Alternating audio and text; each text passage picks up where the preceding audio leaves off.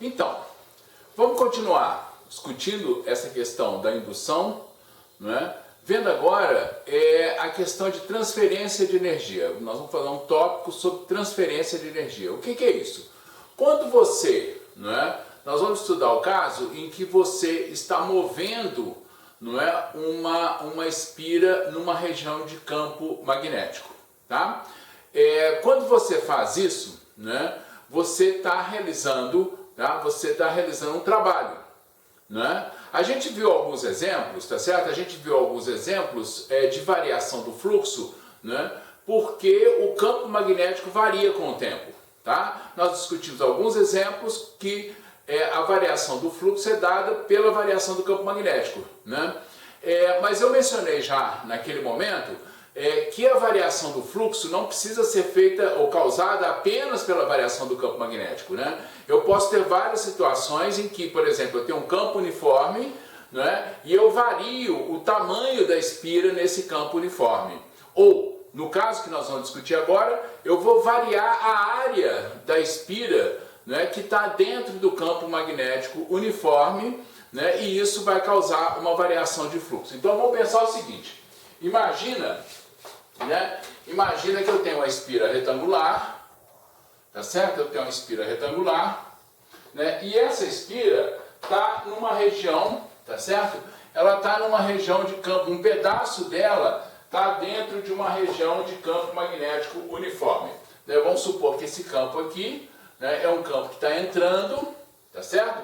Está entrando no quadro, né? E essa região aqui que eu estou achurando, tá certo? Essa região aqui é uma região, né, de campo magnético. Desse lado aqui eu não tenho campo magnético, tá? Muito bem. O que eu vou fazer? Eu vou pegar essa espira, tá? E vou movê-la com uma velocidade V, tá certo? Eu começo a mover essa espira com uma velocidade V. Eu vou dizer aqui que esse pedaço, num instante T, que está dentro da região de campo magnético é X, né? E eu vou dizer que o comprimento, né, o tamanho dessa espira, tá certo? Essa largura aqui eu vou chamar de L, tá? Muito bem. O que vai acontecer?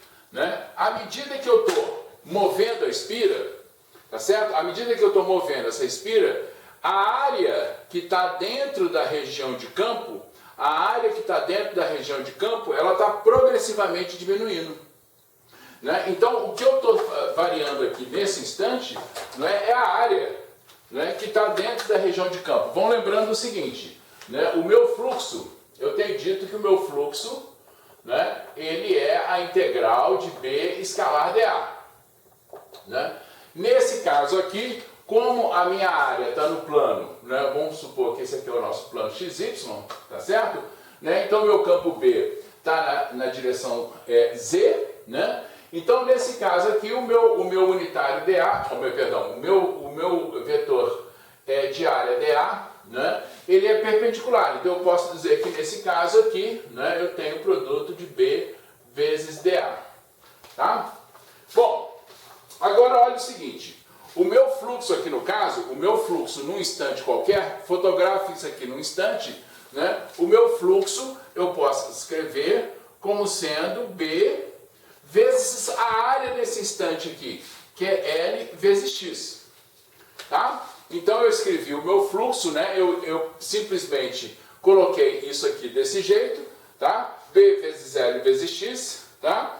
E eu tenho agora, né, lembrando que a minha força eletromotriz induzida é a variação do fluxo em relação ao tempo, e eu posso escrever isso aqui como sendo B é constante, é um campo uniforme, L dx sobre dt.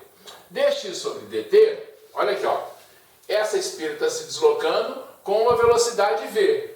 Essa velocidade aqui, para todos os efeitos e para simplificar, eu estou supondo que essa velocidade aqui é constante.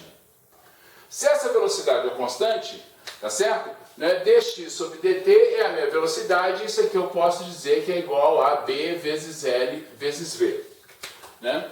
Que é a força eletromotriz que vai surgir nesse circuito.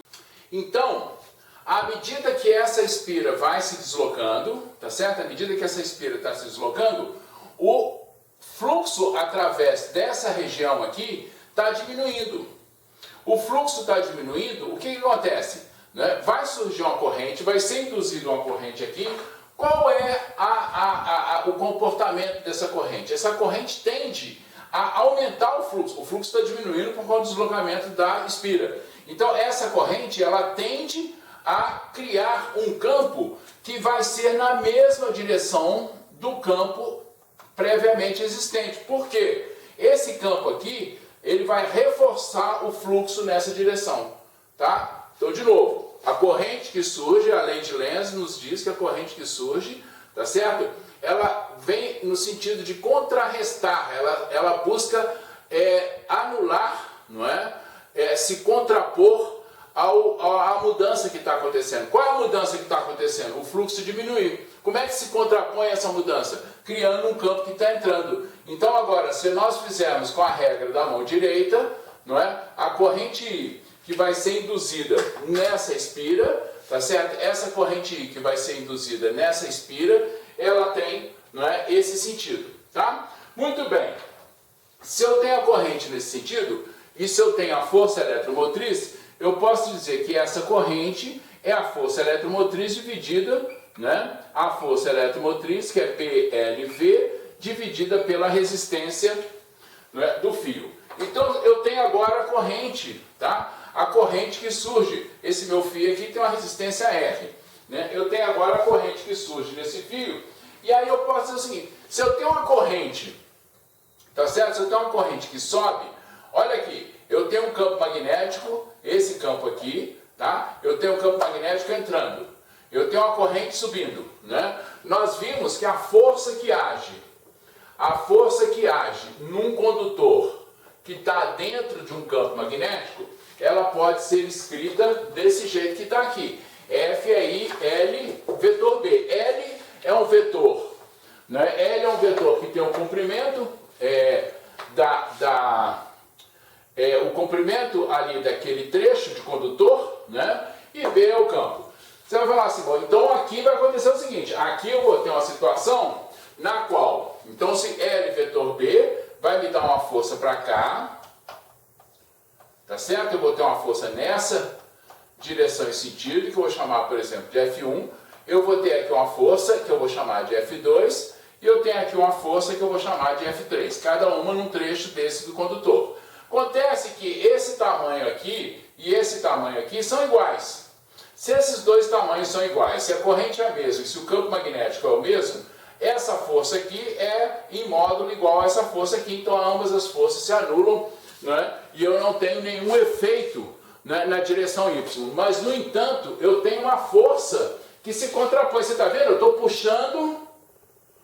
puxando a espira e surge uma força. Aquilo que eu falei, que a corrente que surge, ela se contrapõe, não é, ao efeito, à mudança, mostra exatamente o que está acontecendo. Essa velocidade V com a qual está sendo puxada a espira, acaba causando uma força contrária a esse movimento. Tá certo? A força contrária a esse movimento, né? E aí eu posso dizer o seguinte, eu posso dizer que essa minha força F aqui, se eu substituir tudo, né, a minha corrente é B vezes L, V dividido por R, tá certo? L é o comprimento ali, né? Como L é perpendicular a B, o produto vetorial vai dar L vezes B, e isso aqui vai ficar igual a B ao quadrado, L ao quadrado, V dividido por R. Tá? Muito bem. A gente sabe que a potência, lembra, né? A potência, tá? Que está sendo, né? A energia que está variando com o tempo, a potência é F vezes V. Tá certo? Lembra lá do trabalho, lá em mecânica, né? Trabalho era F vezes distância, tá certo? Né? Que é igual a variação da energia, né? Trabalho é a variação da energia. Então, se eu derivar isso, se eu tiver a variação da energia com o tempo, eu tenho F variação do deslocamento com o tempo. Deslocamento com o tempo é velocidade, tá certo? Então, potência, que é a variação da energia com o tempo, é basicamente a força, né? A força vezes a velocidade, tá? De uma forma bem simplificada aí para você só recordar isso. Se eu fizer isso aqui, eu tenho essa expressão, vai ser B ao quadrado, L ao quadrado, V ao quadrado, dividido por R. Né? E isso aqui vai ser igual, olha, se eu agora multiplicar por R embaixo e em cima, B quadrado, L quadrado, V quadrado, se eu multiplicar agora por R embaixo e em cima, eu tenho R ao quadrado. O que é B quadrado, L quadrado, V quadrado sobre R ao quadrado? É I ao quadrado vezes R. O que é I ao quadrado vezes R?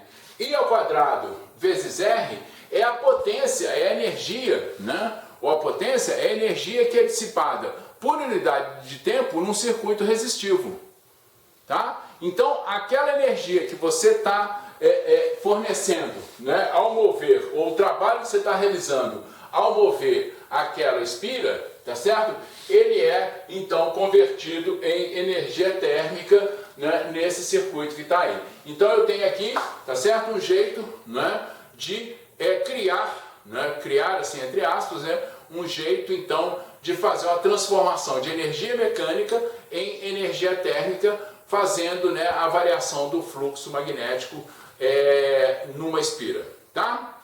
Vamos passar para diante agora, né, um outro tópico importante, né, que é a questão da indução, da criação de campos elétricos induzidos, né? Nós vimos que, voltando lá no começo da segunda parte, correntes criam campos magnéticos. Correntes são produzidas por campos elétricos que deslocam cargas, né? Então, eu posso dizer que existe uma relação entre um campo elétrico e um campo magnético, porque o campo elétrico, naquele caso ali, criou um campo magnético.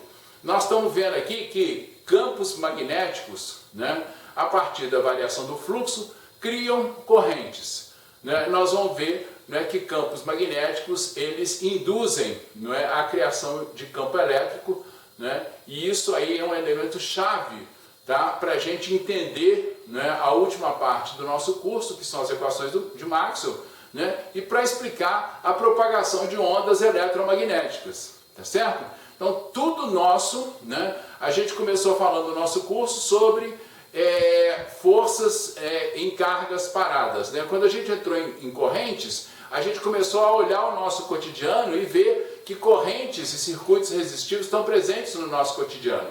Quando a gente começou a discutir campo magnético, né, nós começamos a ver que a eletricidade está mais ainda presente, né, nos motores, nos geradores e todos esses equipamentos, né? Mas nós ainda não falamos, talvez, né, de algo que é o mais frequente no nosso cotidiano, que são as telecomunicações, né? Então nós vamos agora dar uma pincelada nessa parte, tá certo? Para ver um pouco mais adiante, não é, o que é essa relação entre campos elétricos e campos magnéticos variando no tempo, né, a criação de uns pelos outros, tá? Vamos lá então.